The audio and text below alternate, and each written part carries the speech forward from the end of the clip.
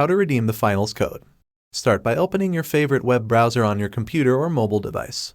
In the address bar at the top, type in id.embark.games and hit enter. This will take you to the website where you'll redeem your code. Log into your Embark account. Look around for a section specifically for redeeming codes. It might be labeled as Redeem Gift Code or something similar. In the designated field on the website, type in your finals code. Take your time to make sure you get it right, as even a small mistake could cause it not to work. Once you've entered your code correctly, look for a button that says Redeem or something similar. Click on it to initiate the process. After clicking Redeem, the website will process your code. You should receive a confirmation message indicating that your free virtual and game goods have been added to your finals account.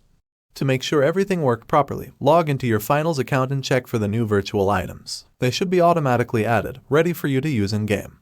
Thanks for watching this tutorial on redeeming your finals code. If you found this video helpful, don't forget to give it a thumbs up and consider subscribing for more gaming tips and tutorials. See you in the next video.